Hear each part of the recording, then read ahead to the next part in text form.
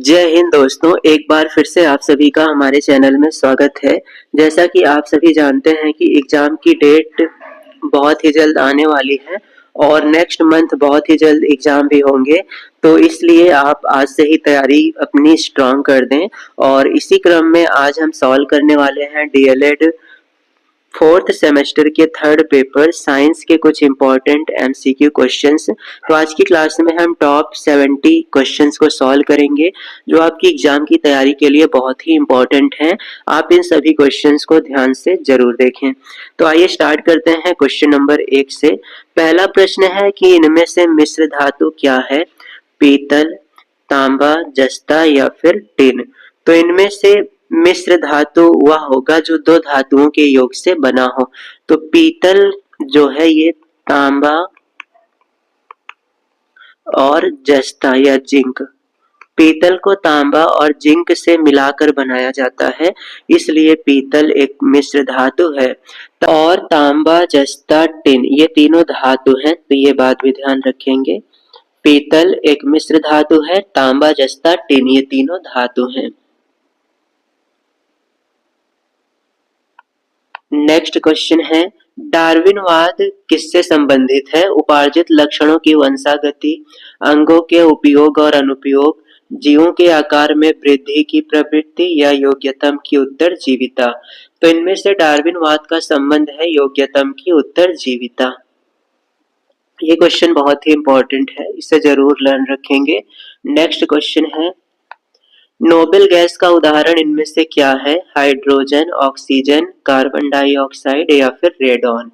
तो इनमें से रेडॉन एक नोबेल गैस है। रेडॉन के साथ ही आप लोग याद रखेंगे helium, neon, organ, krypton, xenon ये सभी नोबेल गैसें हैं। नेक्स्ट क्वेश्चन है, रक्त के थक्के के बनने की प्रक्रिया कब धीमी हो जाती है? रक्त का थक्का बनना, अर्थात जब घाव हो जाता है तो खून बहने लगता है, तो धीरे धीरे वो बहता हुआ खून जम जाता है, जिसे हम लोग कहते हैं थक्का, क्लॉटिंग कहा जाता है। तो ये प्रक्रिया किस बीमारी में धीमी हो जाती है? थैलीसीमिया, एनीमिया, हीमोफीलिया या फिर इनमें से सभी। तो रक्त का थक्का बनने की प्रक्रिया धीमी होती है हीमोफीलिया में। हीमोफीलिया एक आनुवांशिक बीमारी है जिसमें यदि घाव हो जाए तो खून बहते रहता है, रुकता नहीं है। नेक्स्ट क्वेश्चन है, एलिसा परीक्षण क्या है? क्षय रोग के लिए, डेंगू ज्वर के लिए, टीबी के लिए या फिर एड्स के लिए। एलिसा परीक्षण किस रोग का पता लगाने के लिए करते हैं? तो सही जवाब है एड्स। एलिसा परीक्षण से एड्स का पता लगाया जाता है।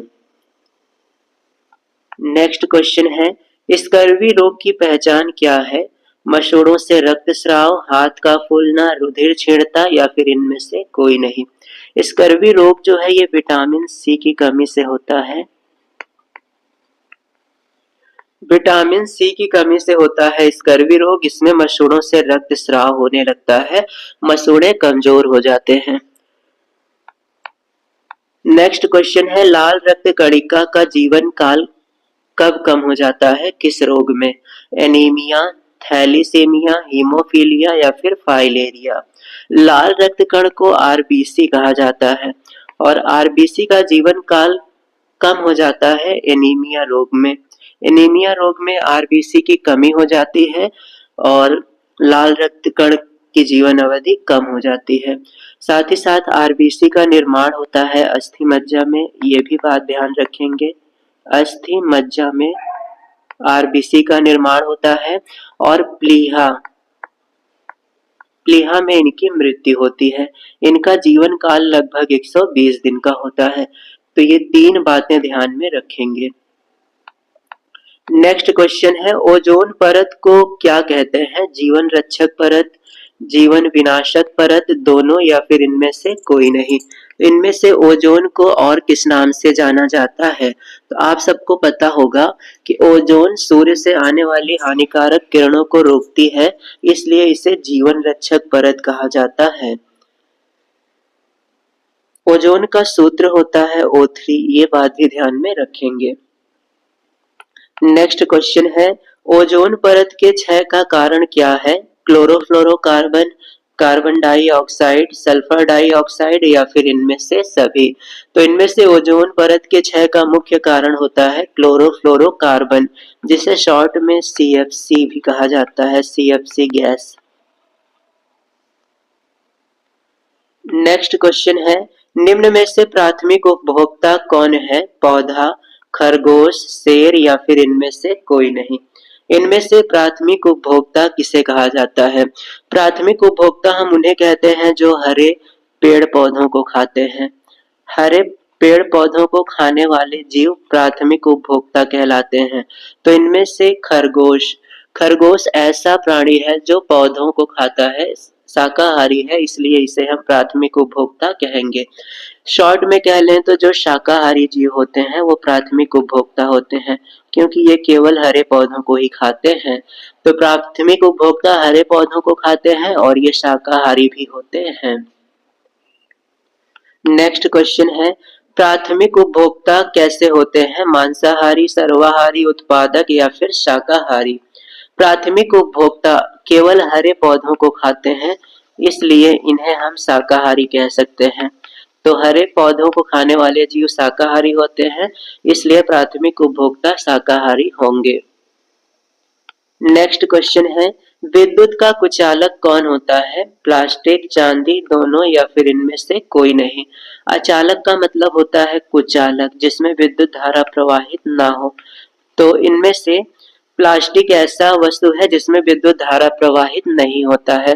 और अगर चांदी की बात करें तो चांदी विद्युत का सबसे अच्छा चालक है। चांदी विद्युत का सबसे अच्छा चालक है, ये बात जरूर ध्यान रखेंगे। अगर चालक की बात आएगी तो हम चांदी लिखेंगे, और कुचालक या अचालक की बात आएगी तो प्लास्टिक। नेक्स्ट क्वेश्चन है, रक्त का पीएच मान कितना होता है? 2, 7.4, 5 या फिर 3? रक्त का पीएच मान जो होता है वो 6.4 से 7.4 तक होता है। तो यहाँ पर सही जवाब है 7.4। क्वेश्चन है, एड्स का विषाणु इनमें से कौन है? HIV, जीका, दोनों या फिर इनमें से कोई नहीं? एड्स का विषाणु है HIV। HIV का पूरा नाम होता है human immuno virus. Human immuno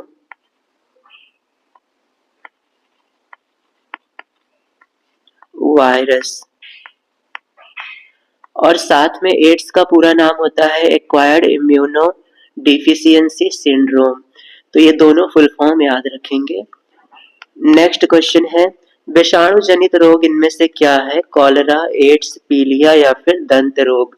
तो इनमें से एड्स ये विषाणु के द्वारा होने वाला रोग है, और एड्स होता है HIV विषाणु से, HIV वायरस से होने वाला रोग है एड्स। नेक्स्ट क्वेश्चन है, रुधिर के भाग इनमें से क्या है? प्लाज्मा, रुधिराणु, दोनों या फिर इनमें से कोई नहीं? तो अगर हम बात करें ब्लड की, तो ब्लड के दो भाग हो जाते हैं, एक भाग है प्लाज्मा और दूसरा भाग है रुधिराणु, जिसे रक्त कण भी कहा जाता है।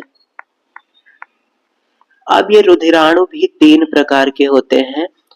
पहला जो है वो है RBC लाल रक्त कण, दूसरा है WBC श्वेत रक्त कण, और तीसरा है प्लेटलेट्स। तो ये है रक्त का विभाजन। रक्त 2 प्रकार के हुए, प्लाज्मा और रुधिराणु। रुधिराणु 3 प्रकार के, RBC, WBC और प्लेटलेट्स। तो यहाँ पर सही जवाब हो जाएगा, रक्त के 2 भाग हैं, प्लाज्मा और रुधिराणु। नेक्स्ट क्वेश्चन है, ऑक्सीजन का वाहक कौन है? हीमोग्लोबिन, प्लेटलेट्स या फिर दोनों या फिर इनमें से कोई नहीं? तो इनमें से ऑक्सीजन ले जाने का काम करते हैं हीमोग्लोबिन। हीमोग्लोबिन का कार्य है ऑक्सीजन का वहन करना। नेक्स्ट क्वेश्चन है, निम्न में से पोटेशियम का संकेत क्या है? Na, Pb, K या फिर Cu? तो इनमें से K ये है पोटेशियम का संकेत। Na है सोडियम का संकेत।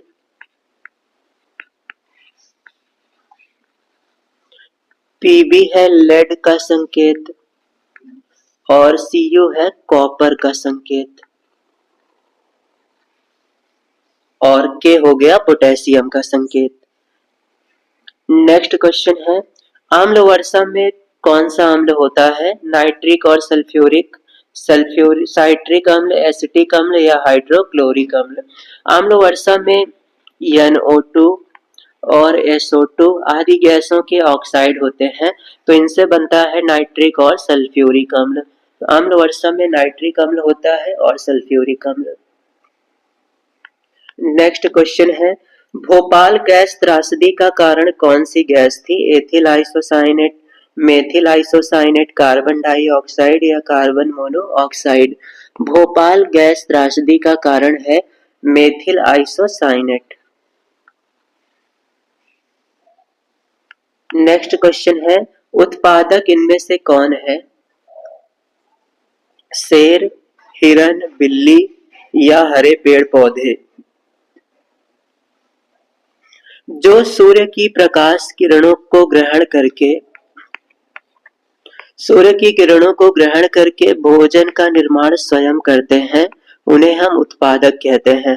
तो सिर्फ हरे पेड़ पौधे ही हैं जो सूर्य की किरणों की सहायता से अपने भोजन का निर्माण कर सकते हैं, इसलिए इन्हें हम उत्पादक कहते हैं। और ये अपने भोजन का निर्माण करते हैं प्रकाश संश्लेषण की क्रिया से, तो ये बात भी आप ध्यान में रखेंगे। हरे पेड़ पौधे प्रकाश संश्लेषण की सहायता से अपने भोजन का निर्माण करते हैं। नेक्स्ट क्वेश्चन है द्वितीयक उपभोक्ता कौन है? मेंढक, हिरन, शेर या फिर इनमें से कोई नहीं। तो इनमें से द्वितीयक उपभोक्ता हम किसे कहेंगे? तो द्वितीयक उपभोक्ता वे हैं जो प्राथमिक उपभोक्ता को खाते हैं। प्राथमिक उपभोक्ता को ग्रहण करने वाले जीव द्वितीयक उपभोक्ता कहलाते हैं। और प्राथमिक उपभोक्ता हम किसे कहते हैं? जो शाकाहारी होते हैं। तो शाकाहारी जीवों को खाने वाले जीव द्वितीयक उपभोक्ता कहलाएंगे। तो यहाँ पर मेंढक और शेर ये दोनों जो है द्वितीयक उपभोक्ता में आएंगे, क्योंकि ये दोनों शाकाहारी जीवों को खाते हैं। और ये जो हिरन है ये प्राथमिक उपभोक्ता होगा, क्योंकि ये शाकाहारी है। तो यहाँ पर ऑप्शन सही नहीं है। मेंढक और शेर दोनों द्वितीयक उपभोक्ता हैं, मेंढक भी शेर भी। हिरन जो है ये शाकाहारी है, इसलिए ये प्राथमिक उपभोक्ता है। तो यहाँ पर आप सही जवाब करेंगे मेंढक को भी और शेर को भी। नेक्स्ट क्वेश्चन है ताजमहल के दिन प्रतिदिन भद्दा होने का कारण क्या है? ग्रीन हाउस प्रभाव, ओजोन परत, अम्ल वर्षा या फिर इनमें से कोई नहीं। किस कारण से ताजमहल दिन प्रतिदिन भद्दा होता जा रहा है? तो सही जवाब है अम्ल वर्षा। अम्ल वर्षा के कारण ताजमहल भद्दा होता जा रहा है। नेक्स्ट क्वेश्चन है कोशिकाओं के समूह को क्या कहते हैं? कोशिका, ऊतक, अंग या फिर सभी। तो हमारा शरीर बहुत छोटी छोटी कोशिकाओं से मिलकर बना है और इन कोशिकाओं के समूह को हम लोग ऊतक कहते हैं। तो कोशिका का समूह कहलाता है ऊतक और ऊतकों के समूह से बनते हैं अंग और कई अंग मिलकर शरीर को बनाते हैं। तो ये क्रम आप ध्यान रखेंगे। कोशिकाओं से ऊतक बनेगा, ऊतक से अंग और अंग से शरीर। तो यहाँ पर कोशिकाओं का समूह ऊतक कहलाएगा। नेक्स्ट क्वेश्चन है प्रतिरोध का मात्रक क्या है? एम्पियर, ओम, मीटर या फिर इनमें से कोई नहीं। तो इनमें से प्रतिरोध का मात्रक होता है ओम। एम्पियर जो है ये विद्युत धारा का मात्रक है।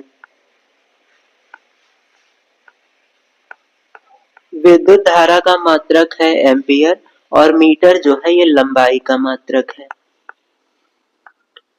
तो ये सभी बातें आप ध्यान रखेंगे। नेक्स्ट क्वेश्चन है कॉपर का अयस्क क्या है? Cuprite, copper glance, copper pyrite या फिर सभी। तो ये तीनों कॉपर के अयस्क हैं, क्योंकि इनसे हमें कॉपर प्राप्त होगा। तो सही जवाब हो जाएगा उपर्युक्त सभी। नेक्स्ट क्वेश्चन है ओजोन परत के क्षरण से क्या होता है? त्वचा कैंसर, मोतियाबिंद, उत्परिवर्तन या फिर सभी। यदि ओजोन परत इसी प्रकार से क्षय होती रही तो इससे त्वचा का कैंसर होने की संभावना बढ़ जाएगी।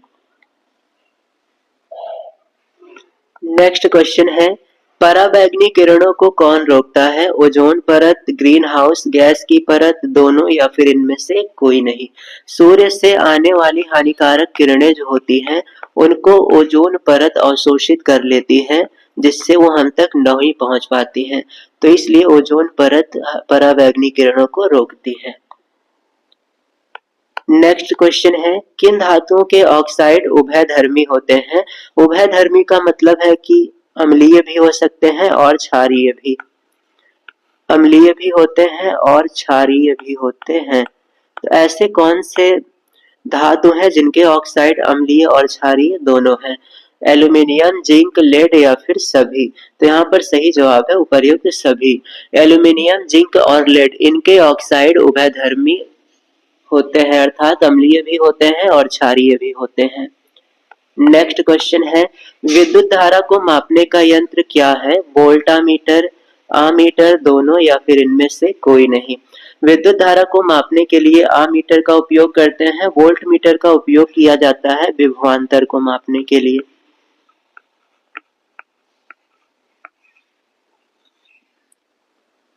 नेक्स्ट क्वेश्चन है, विद्युत विभवांतर को मापने के लिए किसका उपयोग होता है? वोल्टमीटर, आमीटर, दोनों या फिर इनमें से कोई नहीं। विभवांतर को मापने के लिए हम लोग वोल्टमीटर का उपयोग करते हैं, आमीटर का उपयोग करते हैं विद्युत धारा को मापने के लिए। नेक्स्ट क्वेश्चन है, अम्ल वर्षा का प्रमुख कारण क्या है? वायु प्रदूषण, जल प्रदूषण, मृदा प्रदूषण या फिर सभी? अम्ल वर्षा होती है वायु प्रदूषण के कारण। जब वायुमंडल में सल्फर डाइऑक्साइड, नाइट्रोजन डाइऑक्साइड आदि गैसें बढ़ जाती हैं तो यही अम्ल वर्षा का कारण बनती हैं। नेक्स्ट क्वेश्चन है, प्राकृतिक वर्ण द्वारा जातियों का उद्भव, इस पुस्तक के लेखक कौन है? Lamarck, Darwin, Hugo de bridge या फिर टॉन्सले? तो इस पुस्तक को लिखने वाले हैं डार्विन। योग्यतम की उत्तरजीविता का सिद्धांत भी डार्विन के द्वारा ही दिया गया है, तो ये बात भी आप ध्यान में रखेंगे। ये दोनों पॉइंट आपके लिए बहुत ही इंपॉर्टेंट है। नेक्स्ट क्वेश्चन है, विश्व एड्स दिवस कब मनाया जाता है? 1 जून, 23 सितंबर, 11 जुलाई या फिर 1 दिसंबर? विश्व एड्स दिवस हम लोग मनाते हैं 1 दिसंबर को। नेक्स्ट क्वेश्चन है, विद्युत धारा का मात्रक क्या है? कूलाम, वोल्ट, सेकंड या फिर एम्पियर? विद्युत धारा को एम्पियर में मापते हैं, सेकंड में हम समय को मापते हैं, वोल्ट में हम विभव को मापते हैं या विभवांतर को, कूलाम में हम आवेश को मापते हैं। तो विद्युत आवेश का मात्रक है कूलाम, वोल्ट है विभव या विभवांतर का मात्रक, सेकंड है समय का मात्रक और एम्पियर है विद्युत धारा का मात्रक। नेक्स्ट क्वेश्चन है, चुंबकीय पदार्थ इनमें से कौन है? निकिल, लोहा, कोबाल्ट या फिर सोना? ऐसे पदार्थ जो चुंबक की ओर आकर्षित हो वो चुंबकीय पदार्थ होते हैं। तो इनमें से लोहा एक चुंबकीय पदार्थ है, प्रबल चुंबकीय पदार्थ है। नेक्स्ट क्वेश्चन है, कांच की छड़ को रेशम से रगड़ने पर छड़ में कौन सा आवेश आता है? तो जब भी हम कांच की छड़ को रेशम से रगड़ेंगे, मान लेते हैं ये कांच की छड़ है और ये रेशम है। जब हम कांच और रेशम को रगड़ेंगे तो इलेक्ट्रॉन कांच से चले जाएंगे रेशम में, तो इस प्रकार से कांच में हो जाएगी इलेक्ट्रॉन की कमी और रेशम में हो जाएगी इलेक्ट्रॉन की अधिकता। कांच में इलेक्ट्रॉन की कमी होगी तो ये धन आवेश होगा और रेशम में इलेक्ट्रॉन की अधिकता होगी तो ये ऋण आवेश बनेगा। तो कांच और रेशम को रगड़ने पर कांच धन आवेश बनता है और रेशम ऋण आवेश। तो यहाँ पर सही जवाब है कांच की छड़ धन आवेशित हो जाएगी और रेशम की बात करें तो वो ऋण आवेशित हो जाएगा। नेक्स्ट क्वेश्चन है, प्राकृतिक चयनवाद का सिद्धांत किसने दिया? Darwin, Gregor John Mendel, Jagdish Chandra Bose या फिर लैमार्क? तो इनमें से प्राकृतिक वर्ण का सिद्धांत डार्विन के द्वारा दिया गया है। इसी को हम लोग कहते हैं योग्यतम की उत्तरजीविता। ग्रेगर जॉन मेंडल आनुवांशिकता की खोज के लिए जाने जाते हैं, आनुवांशिकता का जनक भी इन्हें हम कहते हैं। जगदीश चंद्र बोस ने सबसे पहले दिखाया कि पौधों में भी जीवन है। पौधों में जीवन, इसको प्रदर्शित करने का श्रेय जाता है जगदीश चंद्र बोस को। नेक्स्ट क्वेश्चन है, निम्न में से सांद्रण की विधि कौन सी नहीं है? फेन प्लवन विधि, चुंबकीय पृथक्करण विधि, निस्तापन विधि या गुरुत्वीय पृथक्करण विधि। सांद्रण का मतलब होता है अयस्क में से अशुद्धियों को कम करना। अयस्क से अशुद्धियों को कम करना।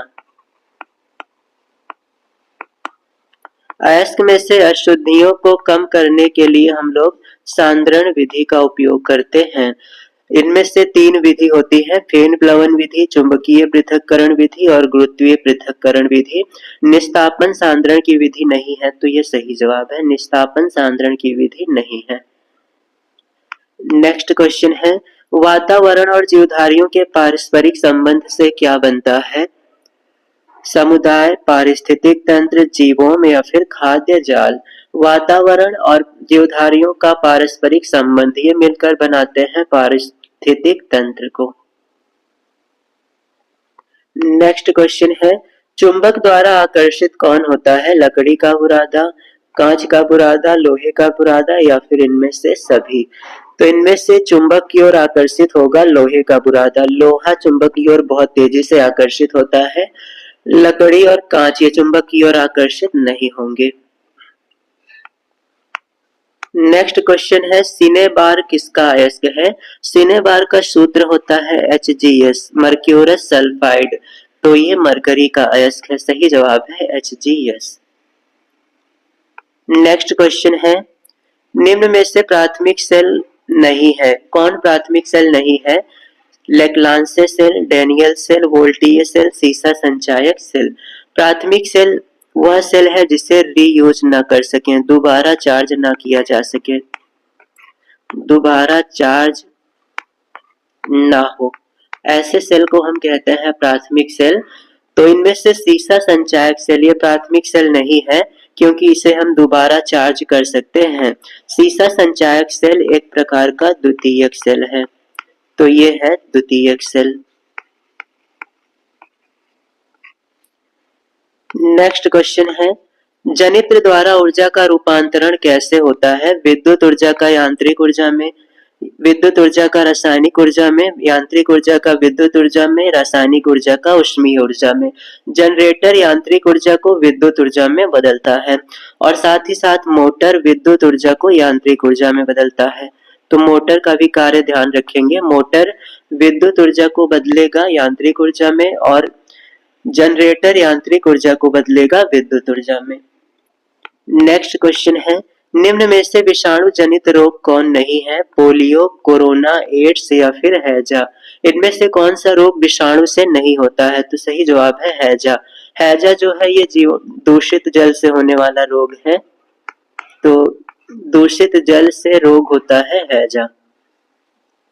नेक्स्ट क्वेश्चन है, रक्त को सुरक्षित रखने के लिए किस ताप पर कांच या प्लास्टिक की बोतलों में रखा जाता है? 4.5 degree Celsius, 5.4 degree Celsius, 3.5 degree Celsius या 5.3 डिग्री सेल्सियस।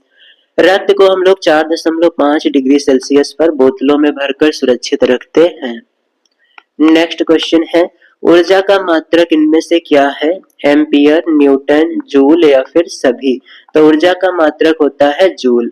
न्यूटन जो है ये बल का मात्रक है और एम्पियर जो है ये धारा का मात्रक है। एम्पियर धारा का मात्रक, न्यूटन बल का और जूल कार्य या फिर ऊर्जा का। जूल कार्य का भी मात्रक है, ये बात भी ध्यान रखेंगे। नेक्स्ट क्वेश्चन है, निम्न में से कौन सा विटामिन जल में घुलनशील है? ए, बी, डी या फिर के। तो विटामिन 2 प्रकार के होते हैं, पहला जल में घुलनशील और दूसरा वसा में घुलनशील। तो इनमें से विटामिन बी और सी वो जल में घुल जाते हैं, ए, डी, ई, के ये वसा में घुलनशील है। तो यहाँ पर सही जवाब होगा विटामिन बी, ये जल में घुलनशील है। बी के साथ सी, विटामिन सी भी जल में घुलनशील है और ए, डी, के ये वसा में घुलनशील है, वसा। नेक्स्ट क्वेश्चन है, उपार्जित लक्षणों की वंशागति का सिद्धांत किससे संबंधित है? डार्विन, लैमार्क, डी ब्रिज या फिर इनमें से कोई नहीं। तो लैमार्क का सिद्धांत है उपार्जित लक्षणों की वंशागति। डार्विन का सिद्धांत है योग्यतम की उत्तरजीविता। नेक्स्ट क्वेश्चन है निम्न में से उपधातु कौन है? लोहा, आर्सेनिक, सोना या फिर ग्रेफाइट। तो इनमें से आर्सेनिक ये उपधातु है, लोहा जो है ये धातु है और लोहे का प्रतीक होता है Fe। सोना भी धातु है और सोना का प्रतीक होता है Au। ग्रेफाइट ये कार्बन का अपर रूप है, ग्रेफाइट कार्बन का अपर रूप है और ये अधातु है जो चालक है विद्युत का। तो ये अधातु होते हुए भी विद्युत का चालक है, विद्युत का चालक। ग्रेफाइट कार्बन से बना है, अधातु से बना है, फिर भी विद्युत का चालक है। तो ये बात भी ध्यान में रखेंगे। नेक्स्ट क्वेश्चन है निम्न में से तृतीयक उपभोक्ता कौन है? हरे पौधे, चूहा, सांप या फिर बाज। इनमें से तृतीयक उपभोक्ता हम किसे कहेंगे? तो तृतीयक उपभोक्ता कहा जाता है ऐसे जीवों को जो द्वितीयक उपभोक्ता को खाते हैं। द्वितीयक उपभोक्ता को अपने भोजन के रूप में जो जीव ग्रहण करते हैं उन्हें हम तृतीयक उपभोक्ता कहते हैं। तो इनमें से बाज एक ऐसा जीव है जो द्वितीयक उपभोक्ता को खाता है, इसलिए इसे हम तृतीयक उपभोक्ता कहेंगे। सांप के केस में कुछ सांप द्वितीयक उपभोक्ता होते हैं और कुछ तृतीयक, तो सभी सांप तृतीयक उपभोक्ता नहीं होते हैं। हरे पौधों को हम उत्पादक कहते हैं, तो ये भी ध्यान रखेंगे, हरे पौधे उत्पादक कहलाते हैं। नेक्स्ट क्वेश्चन है उत्परिवर्तन का कारण क्या है? जीन परिवर्तन, जीवन संघर्ष, उद्विकास या फिर प्राकृतिक चयन। इनमें से उत्परिवर्तन का कारण किसे माना जाता है? तो सही जवाब है जीन परिवर्तन को। जीन परिवर्तन को उत्परिवर्तन का कारण माना जाता है। नेक्स्ट क्वेश्चन है भारत में एनीमिया का कारण क्या है? गरीबी, अज्ञानता, गंदा रहन सहन या फिर इनमें से सभी। तो इनमें से एनीमिया का कारण माना जाता है सभी को। गरीबी, गंदा रहन सहन, अज्ञानता ये सभी एनीमिया के कारण है। एनीमिया का मतलब होता है रक्त में आयरन की कमी। जब हमारे रक्त में आयरन की कमी हो जाती है तो इस स्थिति को एनीमिया कहा जाता है। नेक्स्ट क्वेश्चन है विद्युत धारा का मात्रक क्या है? मीटर, सेकंड, एम्पियर या फिर इनमें से कोई नहीं। तो इनमें से विद्युत धारा का मात्रक है एम्पियर। सेकंड है समय का मात्रक और मीटर है दूरी का मात्रक या फिर लंबाई का मात्रक।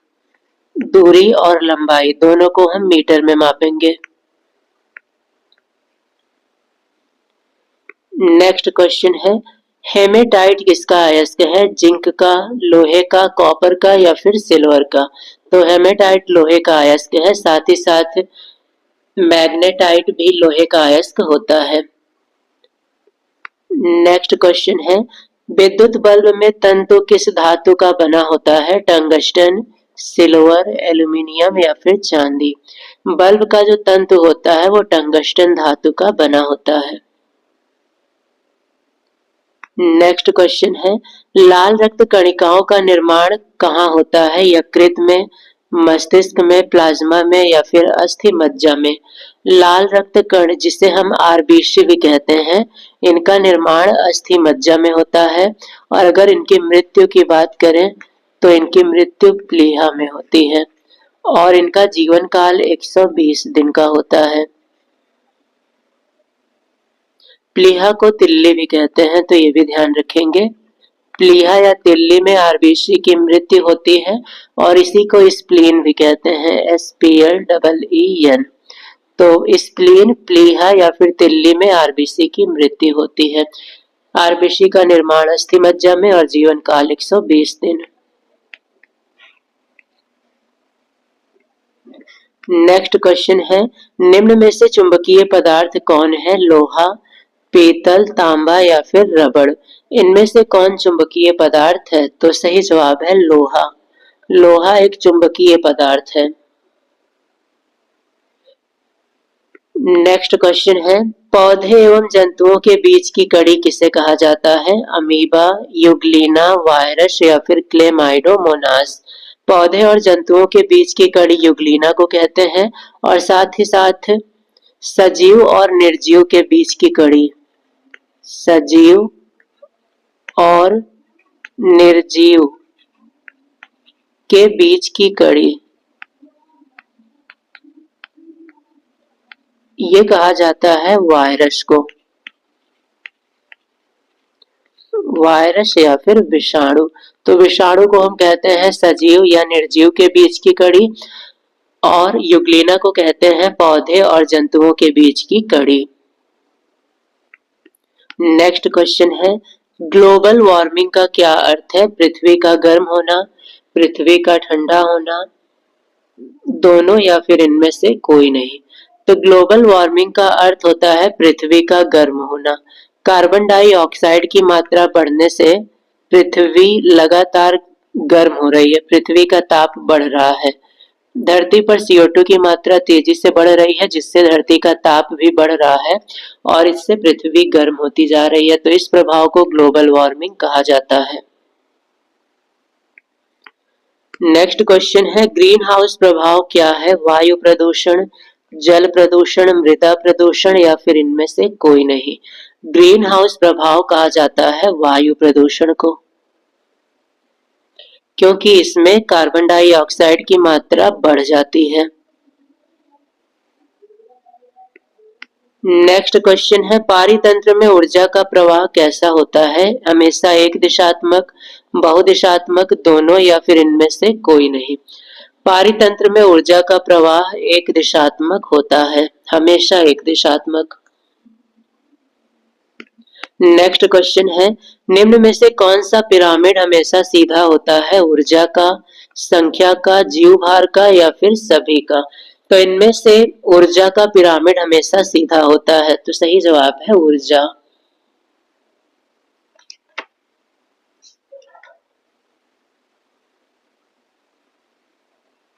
नेक्स्ट क्वेश्चन है, किस रक्त समूह को सर्वग्राही कहते हैं? तो सर्वग्राही रक्त समूह कहा जाता है AB को और O को कहा जाता है सर्वदाता।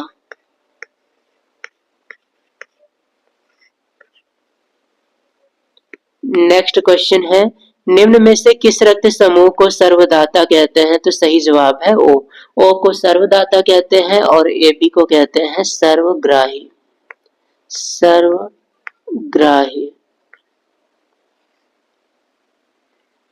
नेक्स्ट क्वेश्चन है, रक्तदाब किससे मापा जाता है? स्फेरोमीटर, एनीमोमीटर, अमीटर या फिर स्फिग्मोमैनोमीटर। रक्तदाब को मापने के लिए स्फिग्मोमैनोमीटर का प्रयोग करते हैं। एमीटर से विद्युत धारा मापा जाता है, विद्युत धारा को मापने के लिए एमीटर का प्रयोग करते हैं। नेक्स्ट क्वेश्चन है, मरासमस तथा क्वाशियोरकर रोग किसकी कमी से होता है? विटामिन, प्रोटीन, लिपिड या फिर इनमें से कोई नहीं। तो सही जवाब है प्रोटीन की कमी से ये रोग होता है। नेक्स्ट क्वेश्चन है, निम्नलिखित में से कौन सा समीकरण सही है? I बराबर Q इंटू टी, I बराबर Q बटे टी, Q बराबर I बटे टी या फिर सभी। तो इनमें से सही है I बराबर Q बटे टी।